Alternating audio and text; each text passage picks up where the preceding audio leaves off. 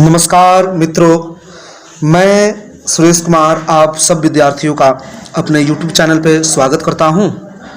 और आज मैं आप सबों के बीच उपस्थित हुआ हूं हिंदी 100 मार्क्स का 100 वस्तुनिष्ठ प्रश्न लेकर के, जो कि हमारे चैनल में हिंदी विषय का मॉडल प्रैक्टिस सेट 1 होगा।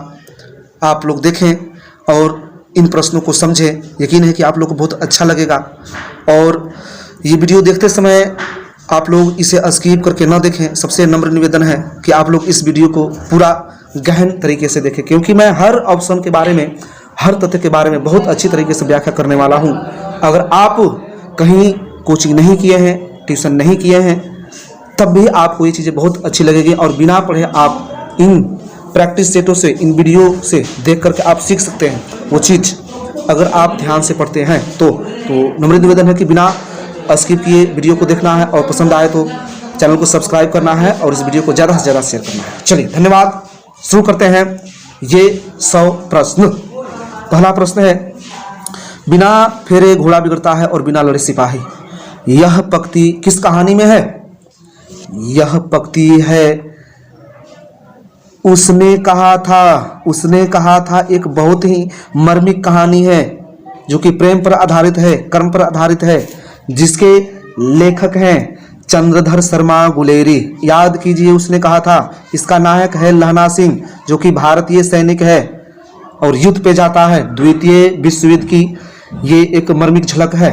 चलिए, इसका जवाब होगा उसने कहा था। चलिए, अगला प्रश्न देखते हैं। कुहासा शब्द है। कुहासा कौन सा शब्द है? कुहासा है हमारा पुल्लिंग। कुहासा आ गया ना, कुहासा घिर गया कि घिर गई? नहीं, कुहासा घिर गया। आप लोग शब्दों से जाने, कुछ नियम चलते हैं लिंग व्याकरण में। जब लिंग पढ़ाया है मैंने अपने विद्यार्थियों को, तो उसमें कुछ नियम चलते हैं जी। घी शब्द है, घी भी पुल्लिंग है। थोड़ा घी लाओ, थोड़ी घी नहीं लाओ। चलिए आगे देखें। अगला बिना विलंब किए चलते हैं चौथे प्रश्न पे। चलिए, चौथा प्रश्न कह रहा है, नारी और नर एक ही द्रव्य की ढली दो प्रतिमाएं हैं। नारी मतलब पुरुष, नारी मतलब स्त्री और नर मतलब पुरुष। नारी और नर एक ही द्रव्य की ढली दो प्रतिमाएं हैं। यह पंक्ति किस शीर्षक पाठ की है? मैं बता दूं आप सभी विद्यार्थियों को कि यह पंक्ति है अर्धनारीश्वर। अर्धनारीश्वर, अर्धनारीश्वर देखें यहाँ पे।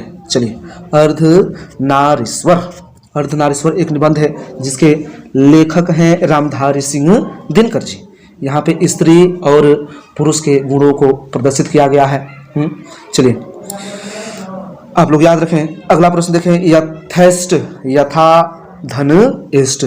इसका जवाब होगा ऑप्शन ये, ए यथा धन इष्ट। देखें यहाँ यथा आ की मात्रा आई, आ स्वर आया, और यहाँ पर ई छोटी ई है। जब आ और ई दोनों मिलते हैं तो एक मात्रा का निर्माण होता है और वो मात्रा बनता है ए, इसलिए यथा धन इष्ट होगा यथेष्ट। चलिए, अगला प्रश्न देखते हैं। प्रातःकाल, छठा प्रश्न है, प्रातःकाल का संधि विच्छेद होगा। चलिए, प्रातःकाल का संधि विच्छेद आप लोग देखें क्या होगा जी। प्रातःकाल का संधि विच्छेद होता है प्रातः धन काल। ऑप्शन ए सही होगा, प्रातः धन काल। ये विसर्ग संधि के अंतर्गत आएगा। ये जो दो कंचे दिखाई दे रहे हैं, दो बिंदु दिखाई दे रहे हैं, ये विसर्ग कहते हैं इसको जी। कहीं कहीं विसर्ग चिन्ह बदल जाते हैं, विसर्ग कहीं किसी और चीज में परिवर्तित हो जाता है। ये विसर्ग संधि में स्पेशल नियम चलता है, अगर आप लोग पढ़े हैं तब, ठीक है ना। कहीं कहीं विसर्ग परिवर्तित नहीं होता है, ज्यों कहते हो, ये नियम चलता है। विसर्ग में नहीं परिवर्तन, ना परिवर्तन, विसर्ग में कोई चेंज नहीं, नो चेंज। प्रातः धन काल, प्रातःकाल, विसर्ग संधि। चलिए, अगला प्रश्न देखते हैं। पंजाब की भाषा तथा लिपि, पंजाब की भाषा तथा लिपि समस्या किस लेखक की रचना है? ये मैं बता दूं, ये जो रचना किया है ये आप लोगों को ऑप्शन ए दिखाई दे रहा होगा, भगत सिंह। भगत सिंह को कौन नहीं जानता है? उन्होंने लिखा था गद्य खंड में। आप लोग देखें, छठा पाठ निकाल करके देखिएगा, उसमें लिखा होगा भगत सिंह। उन्होंने लिखा है एक लेख और एक पत्र। तो ये किताब पंजाब की भाषा तथा लिपि भगत सिंह ने लिखा है। चलिए, अगला प्रश्न देखते हैं। डॉक्टर शब्द है। डॉक्टर शब्द कौन सा शब्द है? ये है विदेशज। आंख मूंद के कहेंगे विदेशज। जब भी अ की ध्वनि आए, जैसे वॉलीबॉल, डॉक्टर, हॉस्पिटल, कप्तान, फुटबॉल, जितने भी ये अ ध्वनि, इसको अर्धचंद्र बिंदु भी कहते हैं। इसका उच्चारण होता है अ।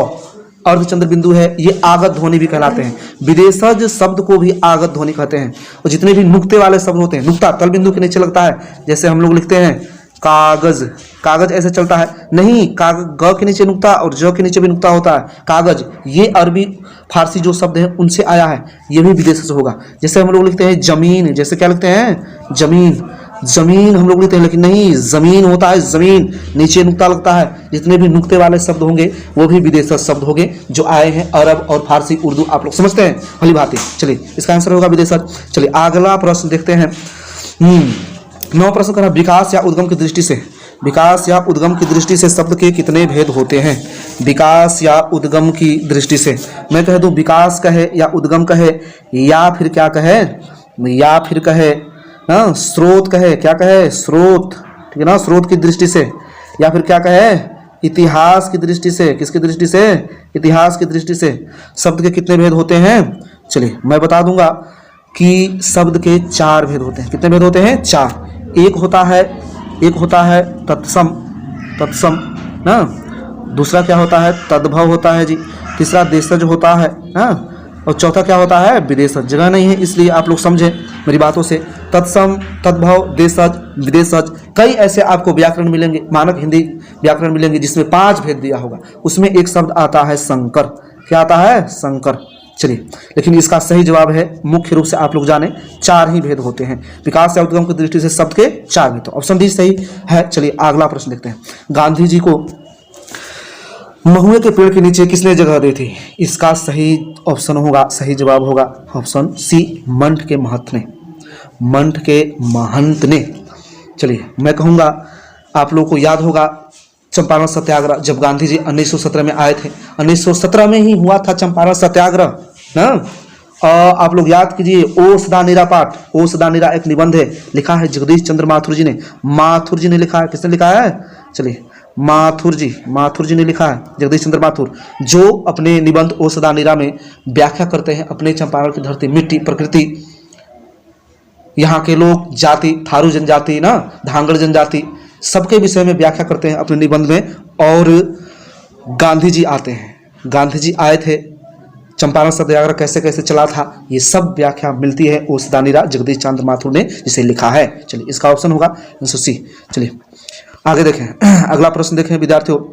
प्रश्न कह रहा अधपका शब्द में, अधपका, चलिए अधपका, अधपका शब्द में कौन सा उपसर्ग है? अध मूल शब्द है, यहाँ पे देखें पका, शब्दों को देखा जाता पहले, मूल शब्द पका, आगे लगता है उपसर्ग, शब्दों के आगे लगता है अध, इसलिए ऑप्शन ए सही होगा, ऑप्शन ए सही होगा, अध उपसर्ग है जी। चलिए अध। अगला प्रश्न देखें, निडर शब्द में उपसर्ग है, ये भी उपसर्ग के बारे में पूछा है, तो मूल शब्द है यहाँ पर डर और उपसर्ग है नी, ऑप्शन ए सही जवाब होगा इसका। चलिए 13वां प्रश्न देखते हैं। सिपाही की माँ एकांकी की बिस्नी चरपाई के पास मोढ़े पर बैठी क्या करती है? मोढ़े पर बैठी क्या करती है? देखें, सिपाही की माँ एकांकी की बिस्नी मोढ़े पर बैठी क्या करती है? तो मैं कहूँगा सूत काटती है। क्या काटती थी? सूत काटती है। दृश्य है, सुना सा आंगन है और मोढ़े पर बैठी जो बिस्नी है सिपाही की माँ, वो सूत काट रही है। ये कहानी है ना, ये कहानी है किसकी? तो सिपाही की माँ, जिसके लेखक कौन है? मोहन राकेश। चलिए इसका ऑप्शन, इसका आंसर होगा ऑप्शन ए, सूत काटते थे। चलिए अगला प्रश्न देखते हैं विद्यार्थियों, मेरे प्रिय विद्यार्थियों। सूरदास किस भाषा के प्रसिद्ध कवि हैं? चलिए अगला प्रश्न कह रहा है सूरदास किस भाषा के प्रसिद्ध कवि हैं? इसका जवाब होगा ऑप्शन सी, ब्रजभाषा। कौन भाषा? ब्रजभाषा। ब्रजभाषा, ब्रजभाषा क्या है? तो श्री कृष्ण भगवान को सब कोई जानता है जी, ये प्राचीन हिंदी है, खड़ी बोली की तरह ही होती है। श्री कृष्ण भगवान ब्रज के वासी थे, तो उनके जमाने में जो ब्रज क्षेत्र में जो भाषाएं प्रचलित थी उन्हें ब्रजभाषा कहा गया है। चलिए अगला देखें, त्रिफला शब्द कौन सा समास है? त्रिफला देखें, संख्या पूर्व द्विगु, संख्या पूर्व द्विगु आंसर मिल गया, ऑप्शन ए, ऑप्शन ए संख्या पूर्व द्विगु, द्विगु समास है। जिस भी शब्द, जिस भी समासिक पद के आगे संख्यावाची शब्द हो, मैंने नियम ही पढ़ाया था अपने विद्यार्थियों को, तो संख्या पूर्व द्विगु, जिस समासिक पद के पहला पद अर्थात पूर्व पद संख्यावाची हो, कैसा वाची हो? संख्या, त्रि मतलब 3, आंख मूंद के कहिएगा, द्विगु समास। तो पुरुष समास को क्या होता है? सभी विभक्ति आती हैं, का, के, की, से, ये सब विभक्ति आती है। द्वंद्व, च का अर्थ होता है बीच में योजक चिन्ह, माता पिता, भाई बहन, ऊंच नीच। चलिए क्रमधारय, कर्म को धारण करने वाला, ठीक है ना। चलिए आगे देखते हैं अगला प्रश्न देखें। वनमानुष, वनमानुष वनमानुष शब्द कौन सा समास है? वनमानुष शब्द भी मैं कहूँगा तत्पुरुष समास ही है।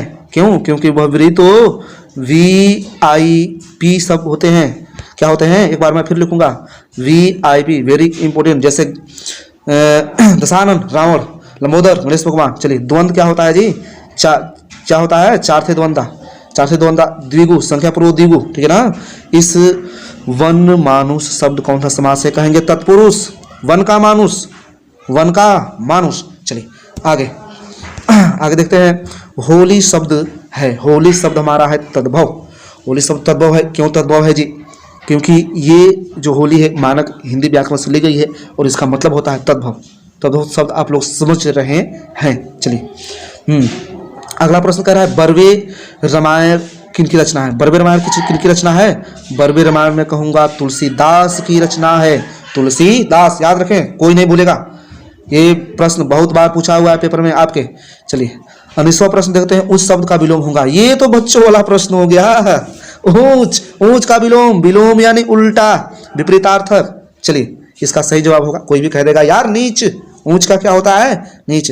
चलिए अगला शब्द 20वां प्रश्न देखते हैं। आवरण शब्द का विलोम, फिर से विलोम। आवरण मतलब कहेंगे ढका हुआ। आवरण मतलब ढका हुआ, ढका, ठीक है ना, ढका हुआ, ढका हुआ। इसका विपरीतार्थक होगा ऑप्शन डी, अनावरण, अनावरण यानी कि बिना ढके हुए। चलिए अगला प्रश्न देखते हैं विद्यार्थियों। नाभादास की राम भक्ति मर्यादा के स्थान पर ये दिया है डैश डैश। क्या? नाभादास की जो राम भक्ति थी मर्यादा के स्थान पर क्या था? मालूम है? ऑप्शन सी इसका सही जवाब होगा, माधुर्य भाव। माधुर्य कहने का मतलब जिसमें मधुरता हो, जिनके भाव में मधुरता हो। पुट, पुट मतलब जो लक्षण होता है, रास्ता होता है ना, जो रस हुआ करते हैं, वो माधुर्य भाव का था जी। चलिए ऑप्शन सी इसका सही जवाब होगा। चलिए अगले प्रश्न पे चलते हैं बिना विलंब के। मरण तक के लिए प्रश्न कह रहा है कि मरण तक के लिए एक शब्द होगा। अनेक शब्दों के लिए एक शब्द आप लोगों ने पढ़ा होगा, मैंने तो अपने विद्यार्थियों को पढ़ाया है बहुत अच्छी तरीके से। तो जितने भी मेरे विद्यार्थी हैं आंख मूंद के कहें, मरण तक के लिए एक शब्द है आमरण।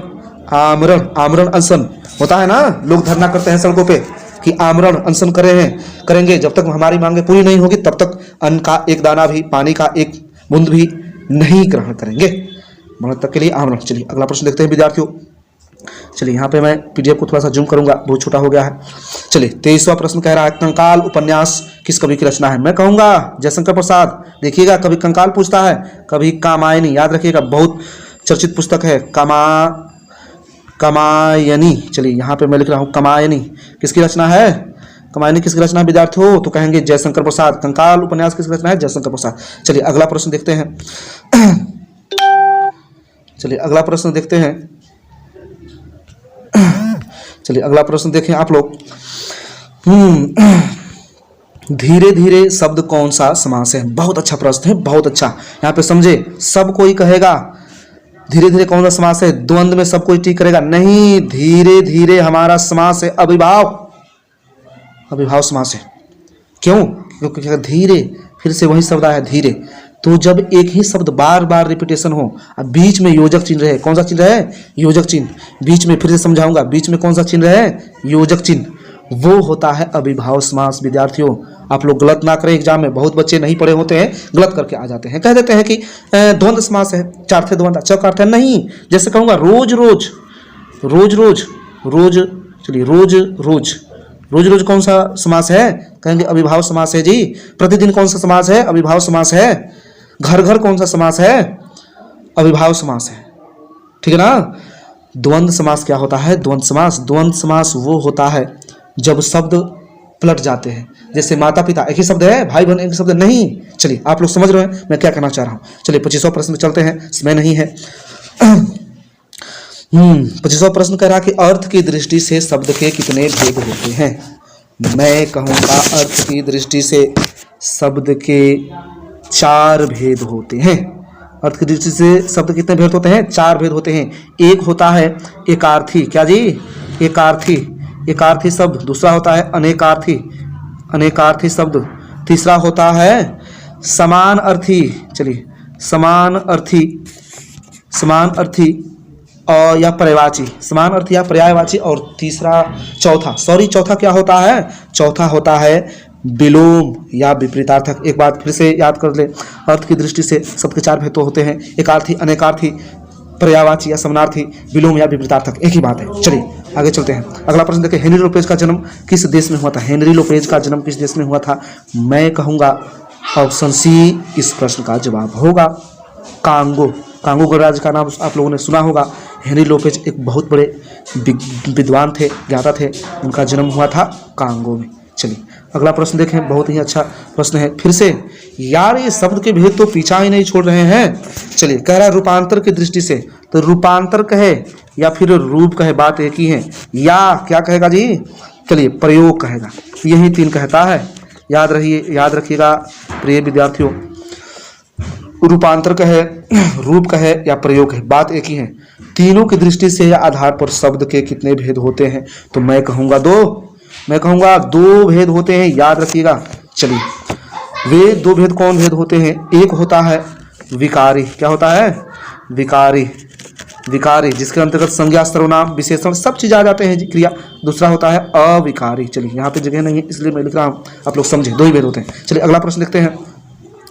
चैत, क्या बात है। चलिए चैत शब्द है, चैत कौन सा शब्द है? देखें तत्सम है, तद्भव, देशज है कि विदेशज है? मैं आंख मूंद के कहूँगा तत्सम है। तत्सम क्यों है? क्योंकि याद रखें एक मात्रा री, ये जो री सब कोई बचपन में पढ़ते थे, छोटे थे, री की मात्रा ऐसे चढ़ती है शिरोरेखा के ऊपर, और ये ऐसे बगल में क्र, धर्म जैसे क्रम ना, एक होता है ये, जैसे कृष्णा कहते हैं ना, कृष्णा, ये जितनी भी मात्रा है, री की मात्रा है, जिन शब्दों में होगी तो आप लोग कहिएगा तत्सम। क्या कहिएगा? तत्सम। समझ में आया बात? तत्सम। यहाँ चैत शब्द है, चैत होगा तद्भव। अगर चैत्र रहता, मैं फिर से कहूँगा, अगर चैत्र रहता तब ये हो जाता तत्सम, क्योंकि ये संस्कृत है। संस्कृत में जितने भी शब्द हैं, संस्कृत के शब्द हैं और हिंदी भाषा में प्रयोग किए जाते हैं, वही तत्सम शब्द कहलाते हैं। चलिए आगे देखते हैं। अगला प्रश्न देखिए, क्लर्क की मौत के रचनाकार कौन है? क्लर्क की मौत के रचनाकार कौन है? जब आप लोग दिगंत भाग 2 का गद्य खंड और काव्य खंड पढ़ चुके होंगे तो एक और चीज मिलती है देखने को, जिसको कहते हैं प्रतिपूर्ति। क्या कहते हैं जी? प्रतिपूर्ति। और प्रतिपूर्ति में आपका दिया हुआ है दूसरा पाठ, क्लर्क की मौत, जिसके लेखक हैं अंतोन चेखव। ऑप्शन बी सही जवाब होगा इस प्रश्न का। चलिए आगे देखते हैं। अगला देखते हैं, धर्म शब्द है। धर्म क्या है जी? पुल्लिंग शब्द है। धर्म शब्द क्या है? पुल्लिंग शब्द है, याद रखिएगा। चलिए धार्मिक लोग कहते हैं ना। चलिए अगला प्रश्न देखें। अगला प्रश्न विवाह शब्द है जी। विवाह शब्द भी याद रखिएगा, पुल्लिंग, किसी को नहीं भूलना है, पुल्लिंग शब्द है जी। चलिए अगला प्रश्न देखते हैं। करा कि गोदरविल के चौराहे पर किनकी भीड़ लगी थी? चलिए ऑप्शन सी इस प्रश्न का सही जवाब होगा, लोगों की। आगे देखिए क्या कह रहा है, रक्षाबंधन कौन संज्ञा है? रक्षाबंधन है व्यक्तिवाचक संज्ञा। कौन वाचक संज्ञा? व्यक्तिवाचक संज्ञा। याद रखें आप लोग, व्यक्तिवाचक संज्ञा अगर पढ़े होंगे तो आपको ये चीज याद होगा। व्युत्पत्ति की दृष्टि से देखिए, फिर से व्युत्पत्ति की दृष्टि से शब्द के भेद हैं। व्युत्पत्ति की दृष्टि से शब्द के कितने भेद होते हैं भैया? चलिए मैं कहूँगा 3 भेद होते हैं। कितने भेद होते हैं? ऑप्शन सी सही जवाब है, 3 भेद होते हैं। कौन कौन से? तो मैं कहूँगा पहला होता है रूढ़। पहला क्या होता है?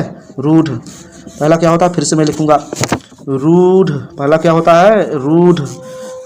दूसरा क्या होता है? यौगिक। दूसरा क्या होता है? यौगिक। और तीसरा होता है योग रूढ़। कौन रूढ़? योग रूढ़। याद रखें आप लोग, योग रूढ़। चलिए ये 3 भेद होते हैं। व्युत्पत्ति की दृष्टि से शब्द कितने भेद होते हैं? तो 3। ऑप्शन सी सही जवाब है जी विद्यार्थियों। चलिए अगला 35वां प्रश्न कहता है कि नामोर सिंह का जन्म कहाँ हुआ था? वह नामोर सिंह आ गए बच्चों, नामोर सिंह आ गए। चलिए नामोर सिंह जिन्होंने लिखा था प्रगीत और समाज के लेखक कौन है? नामोर सिंह। ऑप्शन ए सही जवाब होगा। देखें जियानपुर वाराणसी उत्तर प्रदेश में जन्म हुआ था। किनका? नामोर सिंह जी का। चलिए इस प्रश्न का जवाब ये होगा ऑप्शन ए। चलिए अगला देखते हैं। मुहावरा है आस्तीन का सांप होना। मुहावरा का अर्थ है, आस्तीन का सांप होना मुहावरा का अर्थ है घर में छिपा शत्रु। ऑप्शन बी इसका सही जवाब है। अगर आप मुहावरा पढ़े भी नहीं है तब भी अपने व्यवहारिक बुद्धि से आप पेपर में कर सकते हैं। ये बात आपको ठान के चलनी है, मान के चलनी है। आस्तीन का सांप, क्या सांप खोजना होता है? नहीं, गलत है। शत्रुता करना नहीं, दोस्ती करना कहेंगे। भाई ये क्या कह दिया गुरुजी? चलिए इसका सही जवाब होगा, आप लोग देखें, इस प्रश्न का सही जवाब है, चलिए इस प्रश्न का सही जवाब है घर में छिपा शत्रु। आस्तीन का सांप होना, घर में छिपा शत्रु। अगला देखिए, अगला भी मुहावरा है, उल्टी गंगा बहाना। मुहावरा का अर्थ हम लोग कहते हैं अबे क्यों उल्टी गंगा बहा रहा है? चलिए इसका जवाब होगा, सही जवाब होगा ऑप्शन ए, परंपरा के विपरीत कार्य करना, अपनी बात से स्वयं को ही नुकसान पहुंचाना। नहीं, क्या कह दिए गुरुजी? निश्चित चाल के विपरीत कार्य करना। क्या कह दिए गुरुजी? बिना सोचे विचार करना। नहीं, क्या कह रहे हैं? ये सबसे अच्छा ऑप्शन है, ऑप्शन ए, परंपरा के विपरीत कार्य करना। तब तो उल्टी गंगा बहा रहे हैं। चलिए अगला प्रश्न देखें, जहां भय है वहां मेधा नहीं हो सकती। जहां भय कहने का मतलब जहां डर है वहां विजय, वहां मेधावी चीज नहीं हो सकती, जीत हासिल करने वाली चीजें नहीं हो सकती। किस पठित पाठ की उक्ति है? कथन है। उक्ति मतलब कथन, उक्ति मतलब कथन। मैं कहूंगा शिक्षा। मैं क्या कहूंगा जी? शिक्षा। 38 नंबर प्रश्न का जवाब होगा डी, शिक्षा। शिक्षा के लेखक कौन है? जे कृष्णमूर्ति। जे कृष्णमूर्ति, आप लोग याद रखें, जगह छोटी है इसलिए मैं नहीं लिख पा रहा हूं, लेकिन आप लोग याद करें, शिक्षा, जे कृष्णमूर्ति, वहां की ये कथन है, आप लोग पढ़िएगा ध्यान से। चलिए अगला प्रश्न देखते हैं। चलिए, किसकी विजय हुई सेना की? किसकी विजय हुई? सेना की कि नागरिकों की? किसकी विजय हुई? सेना की कि नागरिकों की? प्रश्न पूछा जा रहा है। किस, ये जो पंक्ति है किस पाठ से ली गई है? किसकी विजय हुई? सेना की कि नागरिकों की? ये जो पंक्ति है किस पाठ से ली गई है? तो मैं कहूँगा इस प्रश्न का जवाब होगा हार जीत। को क्या कहेंगे? हार जीत। जिसके लेखक कौन है? अशोक वाजपेयी। याद रखें, हार जीत के लेखक कौन है? अशोक वाजपेयी। और हार जीत कविता से ही ली गई है ये पंक्ति। चलिए अगला प्रश्न देखते हैं विद्यार्थियों। चलिए, चक्रवाक शब्द कौन सा है? चक्रवाक शब्द कौन सा है? अगला शब्द है चक्रवाक। प्रश्न क्या है? 40वां प्रश्न है जी, चक्रवाक शब्द कौन सा है? मैंने कहा था री की मात्रा। मैंने क्या कहा था? री की मात्रा। देखें, चक्र, री आया, चक्र, री आया। आंख मूंद के कहेंगे ये तो संस्कृत का शब्द है भैया। ये तो किसका शब्द है? संस्कृत का। तो गया तत्सम। कहाँ गया? तत्सम के हक में गया, तत्सम के घर। चलिए, री की मात्रा जब भी मिल जाए, र या ऐसे मिल जाए क्र, या ऐसे मिल जाए क्री, ये मात्रा, ये मात्रा, ये मात्रा जब भी मिले तो कहिएगा संस्कृत के शब्द है। और संस्कृत के शब्द ही क्या होते हैं? तत्सम, जो संस्कृत में भी ज्यों का त्यों लिखे जाते हैं और हिंदी में भी, जैसे अग्नि, वायु है, प्रकाश भी लिखते हैं, सब जी तत्सम शब्द हैं। चलिए आगे बढ़ते हैं, उम्मीद है आप लोग समझ रहे हैं। चलिए, पृथ्वी का पर्यायवाची। मैंने कहा था पृथ्वी का पर्यायवाची। चलिए, अर्थ के आधार पर शब्द के कितने भेद होते हैं? मैंने बताया था 4, एकार्थी, अनेकार्थी, समनार्थी या उसी को पर्यायवाची कहते हैं। चौथा होता है विपरीतार्थक या विपरीत। चलिए, पृथ्वी का पर्यायवाची, इसी को समनार्थी कहता है। क्या कहता है? समानार्थी। आप लोग याद रखें। चलिए याद रखें आप लोग। तो पृथ्वी का पर्यायवाची बच्चा भी कर देगा, एक छोटा सा बच्चा। भूमि होगा जी, पताल नहीं होता है, मिट्टी नहीं होता है, कोई नहीं होता है जी। ऑप्शन ए सही होगा। चलिए अगला प्रश्न देखते हैं। चलिए अगला प्रश्न देखते हैं विद्यार्थियों। 42वां प्रश्न है, कर्बक किसकी रचना है? कर्बक, कर्बक जैसे ही आप दिगंत भाग 2 में जाइएगा, पहला पाठ काव्य खंड का निकालिएगा तो कर्बक मिलेगा। कर्बक मलिक मोहम्मद जायसी। इस प्रश्न का जवाब होगा ऑप्शन बी, मलिक मोहम्मद जायसी। मलिक मोहम्मद जायसी, याद रखें आप लोग। चलिए बहुत सुंदर। आगे देखें अगला प्रश्न, सभी विद्यार्थी देखने का प्रयास करें। चलिए 43 नंबर, कामचोर कौन सा समास है? विग्रह कीजिए, कामचोर कौन सा समास है? कामचोर, कामचोर कौन सा समास है? विग्रह कीजिएगा तो विभक्ति मिलेगी। काम से, कौन से? काम से चोर, काम से चोर। कौन सा समास है? काम से चोर। सारी विभक्तियां आ जाती हैं। तो मैं कहूँगा तत्पुरुष समास ही तो है। सभी विभक्तियां इसके ही अंतर्गत आती हैं विद्यार्थियों। चलिए अगला प्रश्न देखते हैं। ज्ञानपीठ पुरस्कार से, ज्ञानपीठ पुरस्कार से सम्मानित रचना है। ये तो बहुत महत्वपूर्ण प्रश्न है, इसको आप लोग याद रखें।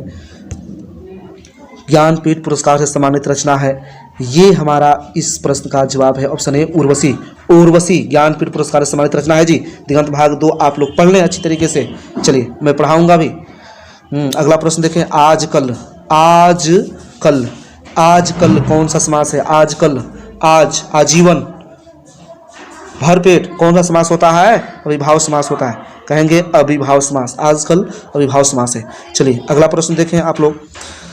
हार जीत कविता किस कविता संग्रह से ली गई? हार जीत कविता के लेखक हैं अशोक वाजपेयी जी, कवि हैं अशोक वाजपेयी जी। हार जीत अशोक वाजपेयी, याद रखिएगा। और ये जो कविता है ली गई है कहीं नहीं वहीं। इस 46वां प्रश्न का जवाब होगा ए, ऑप्शन ए, कहीं नहीं, जो पुस्तक है वहां से ली गई है हार जीत, जिसके लेखक हैं अशोक वाजपेयी। चलिए बिना विलंब किए आगे बढ़ते हैं। उद्घाटन, क्या बात है, उद्घाटन का संधि विच्छेद है। फिर से संधि विच्छेद, उद्घाटन। देखें उद्घाटन द त में बदल जाता है, द किस में बदल जाता है? त में।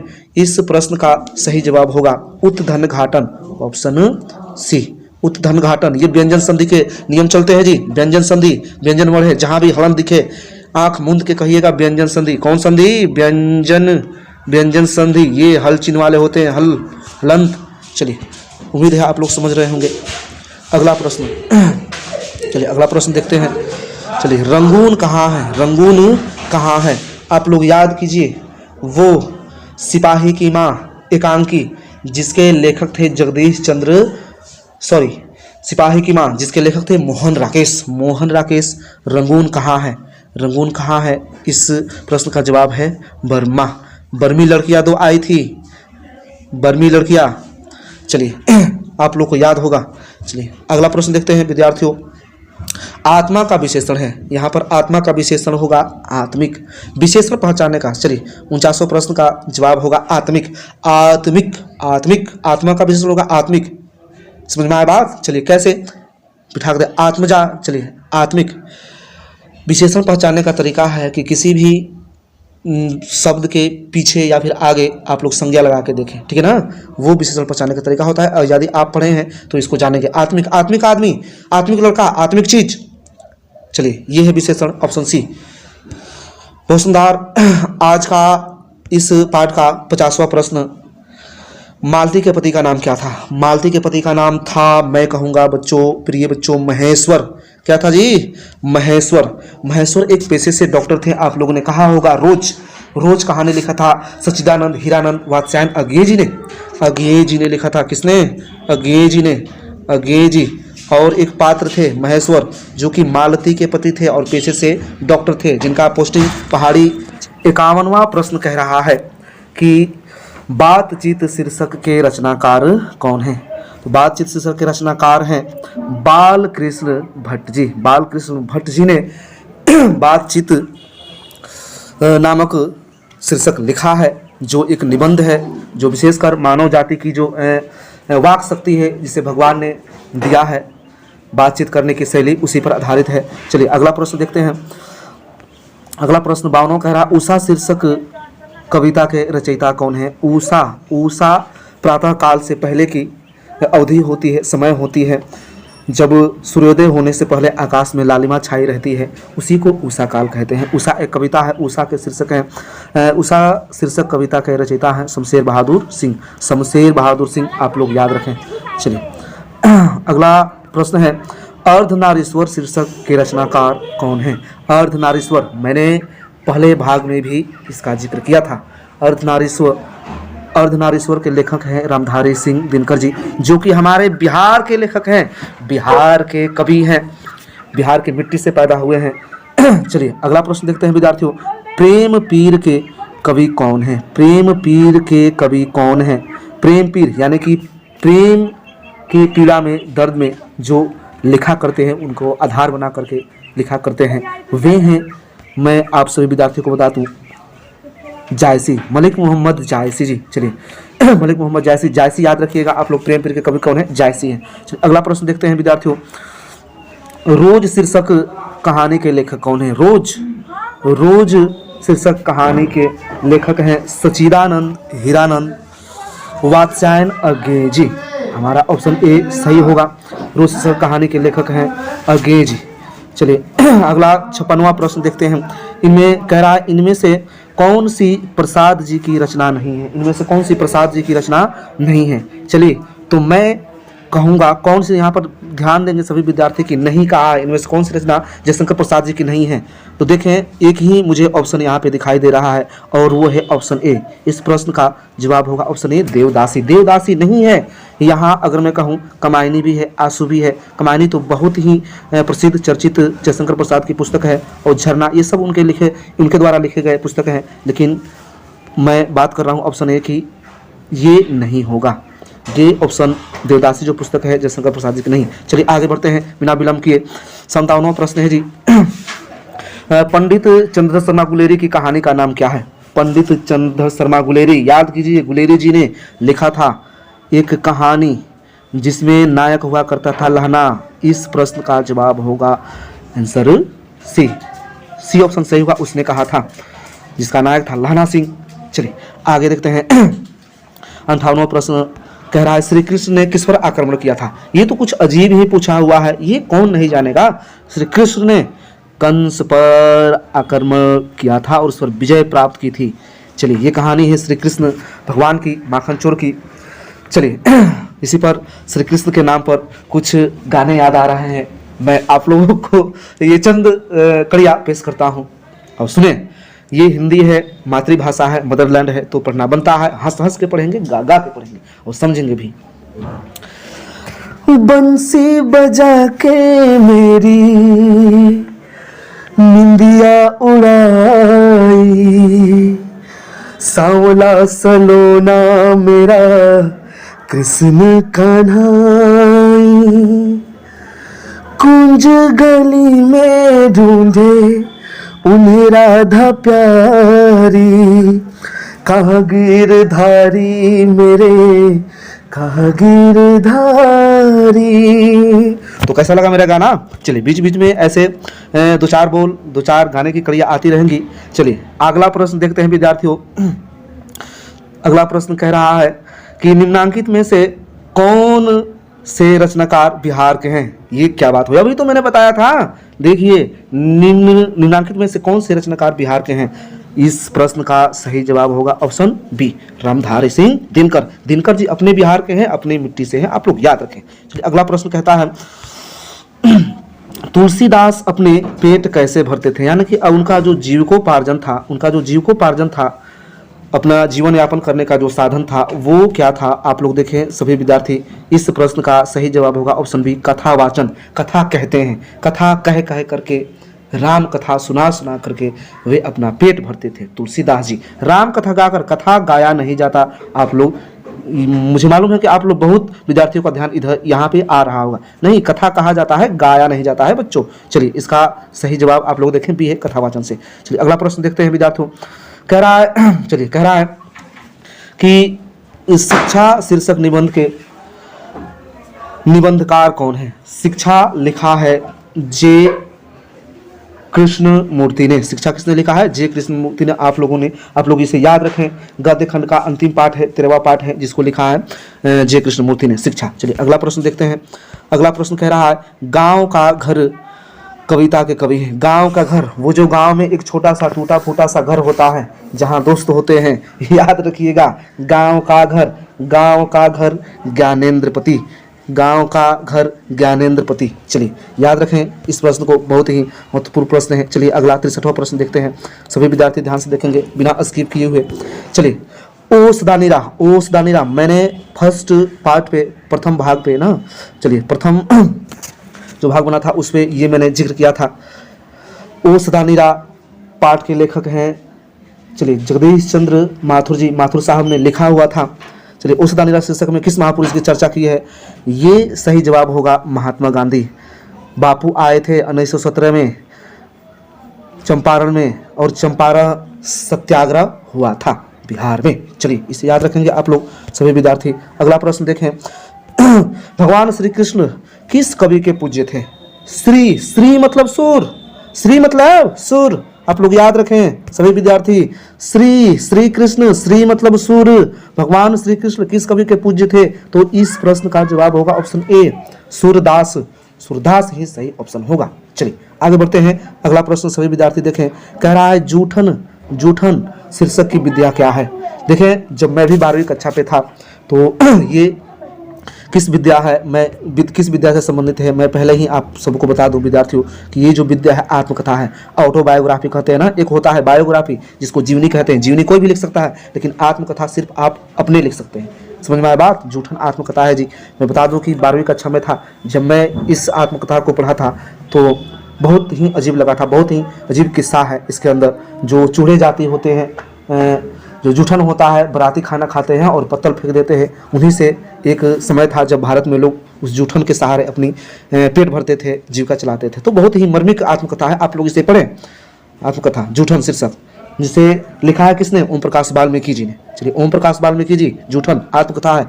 चलिए आगे देखते हैं। अगला प्रश्न सभी विद्यार्थी देखें, जयशंकर प्रसाद की श्रेष्ठ कृति क्या है? जयशंकर प्रसाद, अरे पहले ही भाग में मैंने बता दिया था, आंख मूंद के कहोगे, कमायनी कमायनी, जयशंकर प्रसाद। चलिए अगला प्रश्न देखते हैं, करा निम्नांकित में कौन अज्ञेय का उपन्यास नहीं है? अब देखिए, अज्ञेय का उपन्यास अब पढ़िएगा ध्यान से तब तो समझिएगा, लेकिन फिर भी कोई बात नहीं, मैं हूं ना, याद रखें।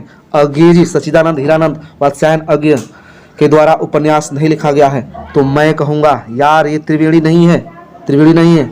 इस प्रश्न का सही जवाब होगा ऑप्शन डी, त्रिवेणी। बाकी सब हैं, ये भी है, अपने अपने अजनबी, नदी के द्वीप, शेखर एक जीवनी, सब अज्ञेय जी ने लिखा हुआ है। बस ये त्रिवेणी जो है इस ना ये पुस्तक जो है उन्होंने नहीं लिखी है। चलिए आगे बढ़ते हैं विद्यार्थियों। मुक्तिबोध का जन्म हुआ था, मुक्तिबोध वहीं गजानन माधव मुक्तिबोध, गजानन माधव मुक्तिबोध जिन्होंने जन जन का चेहरा एक नामक कविता लिखी है, वहीं गजानन माधव मुक्तिबोध जिनका जन्म हुआ था श्योपुर, ग्वालियर, मध्य प्रदेश, एमपी कहते हैं ना, एमपी मध्य प्रदेश, श्योपुर ग्वालियर मध्य प्रदेश, जिन्होंने लिखा है कविता जन जन का चेहरा एक। चलिए आगे बढ़ते हैं। अगला प्रश्न कह रहा है 69वां, मालती शीर्षक, मालती किस शीर्षक की पात्रा है? मालती एक गृहिणी स्त्री है जो कि घर के कामकाज को संभालती है, और वो पात्रा है, मैं कहूँगा ऑप्शन ए, रोज। रोज किसने लिखा था? मैंने बताया था, याद करें आप लोग, रोज किसने लिखा था? तो सच्चिदानंद हीरानंद वात्स्यायन अज्ञेय जी ने लिखा था। रोज कहानी है एक, ठीक है ना। महेश्वर नायक हैं जो कि पेशे से एक डॉक्टर हैं, और किसके पति हैं? मालती के। चलिए आप लोग याद रखें इस चीज़ को, मैं हर एक चीज़ एकदम बेहतरीन तरीके से बता रहा हूँ, हर एक चीज़ की व्याख्या कर रहा हूँ ताकि आप लोग इसे अच्छी तरीके से याद रखें। चलिए अगला 70वां प्रश्न कहता है, सुभद्रा कुमारी चौहान की मृत्यु का कारण क्या था? तो मैं बता दूं, सुभद्रा कुमारी चौहान जब देवास के लिए या फिर कहीं प्रवास के लिए आ रही थी कार दुर्घटना। इस प्रश्न का जवाब होगा ऑप्शन बी, सुभद्रा कुमारी चौहान की मृत्यु का कारण क्या था? तो कार दुर्घटना, कहते हैं ना कार एक्सीडेंट, फिल्मों में अक्सर इसका जिक्र होता है, आप लोग समझ सकते हैं।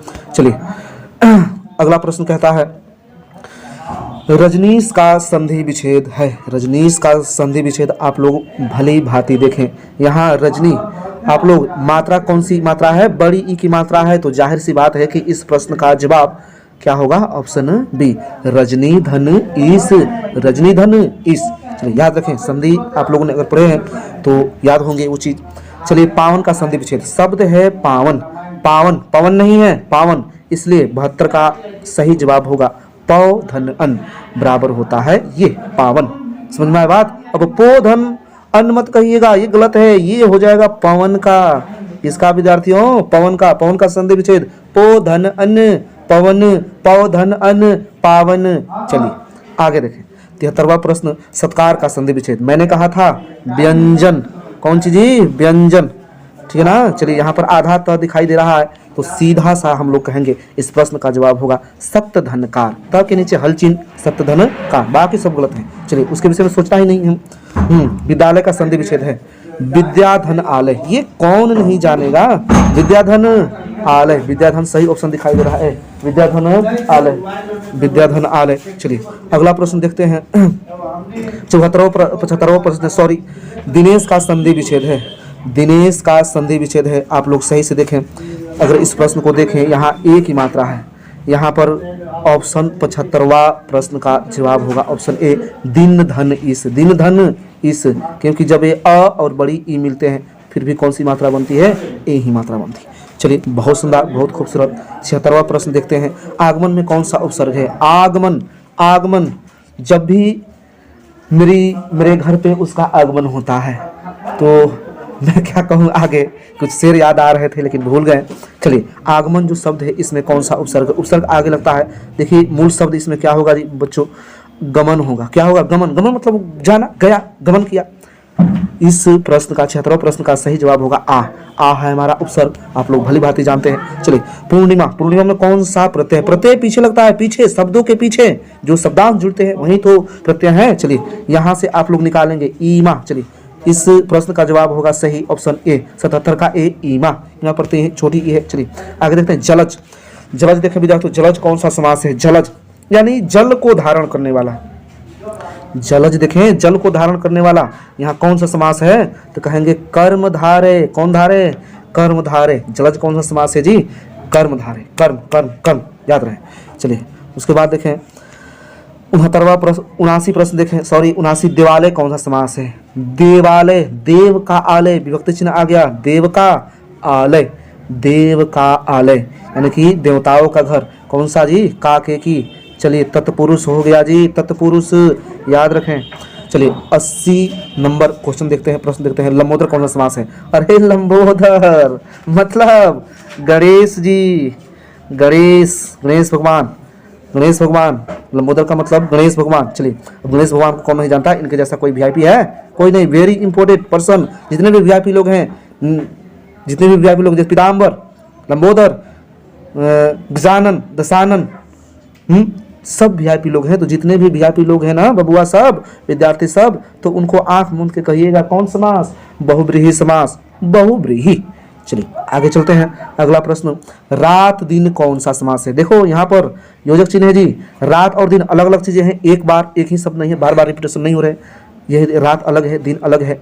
अजीब चीज आ गया जी, बीच में योजक चिन्ह आ गया, जैसे भाई बहन। तो कहेंगे चार थे द्वंदा, चार थे द्वंदा, इक्यासी कासी, इक्यासी कासी, चार थे द्वंदा, याद रखें आप लोग। चलिए 82, 82 में कहूँगा। चलिए 82 कह दे रहा हूँ मैं।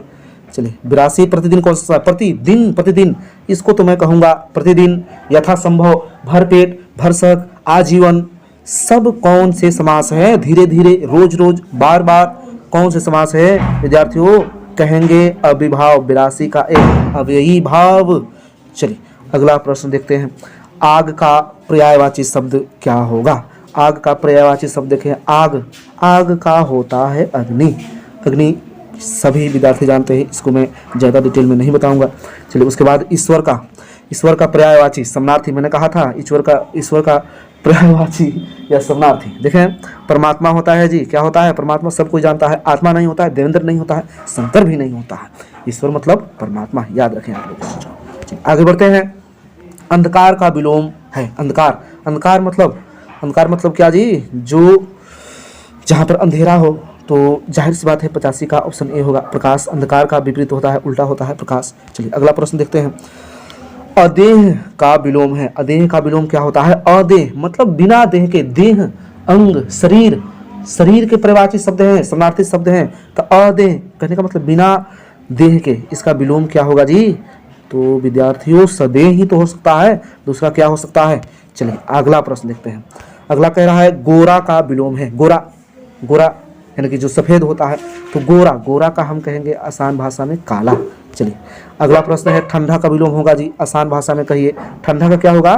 गर्म। ठंडा का क्या होगा? गर्म। छोटे बच्चे भी कर देंगे, बच्चों वाला क्वेश्चन था जी। चलिए अगला दिवाकर का विलोम। अब आ गया दिवाकर। दिवाकर किसको कहते हैं? सूर्य को कहते हैं बबुआ सब। दिवाकर सूर्य, सूर्य का पर्यायवाची है जी, तो दिवाकर। सेम उसी तरह।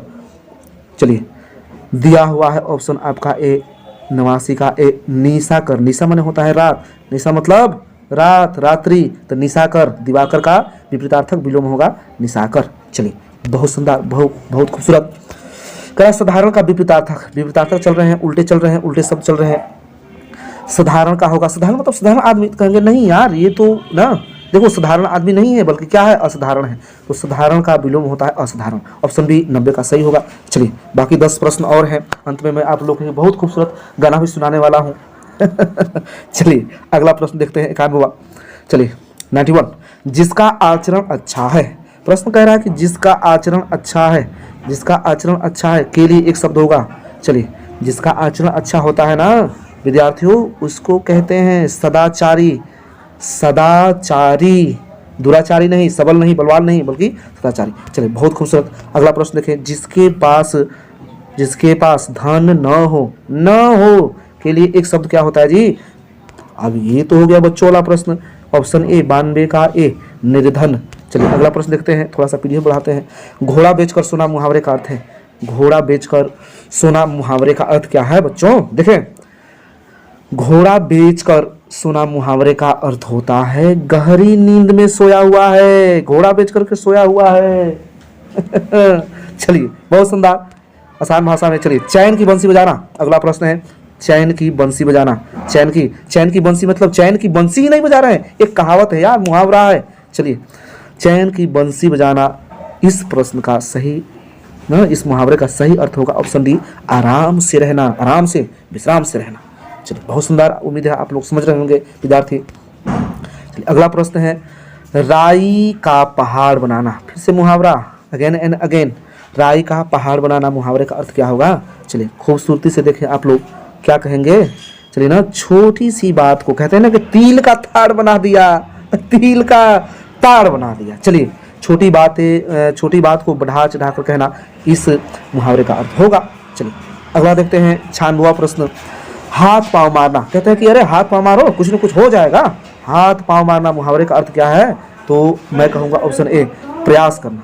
चलिए बहुत सुंदर, 97 नंबर क्वेश्चन देखते हैं, प्रश्न देखते हैं। हवा से बातें करना, वो तो हवा से बातें कर रहा है। यहाँ देखें, हवा से बातें करने का अर्थ है विद्यार्थियों, तेज दौड़ने से हवा से बातें कर रहा है जी, तेज दौड़ रहा है। कहते हैं ना मोटर बाइक भगाते हैं, है कि नहीं? हवा से बातें कर रहे हैं, तेज दौड़ना से। चलिए हवा से बातें करना, मुहावरे का अर्थ तेज दौड़ना। अगला प्रश्न, चलिए धर्म का विशेषण, फिर से विशेषण आ गया ना।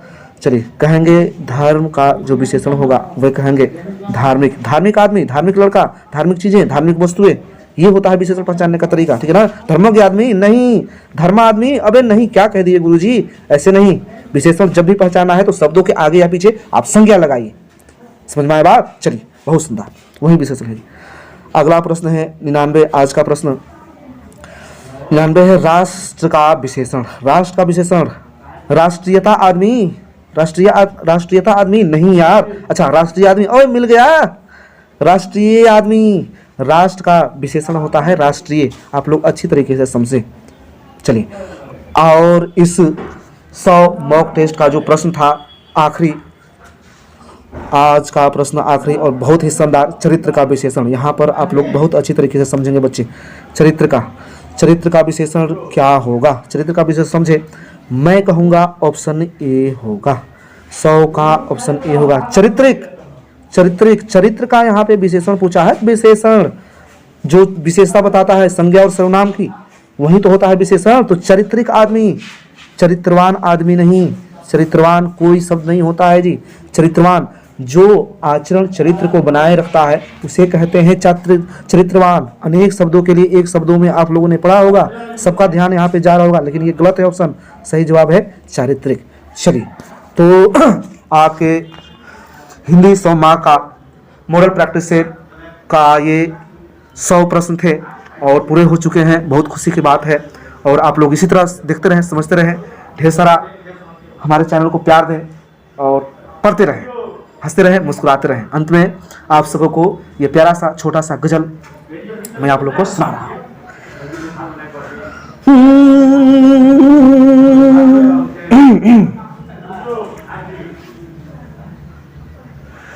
जिंदगी में तो सभी प्यार किया करते हैं, जिंदगी में तो सभी प्यार किया करते हैं।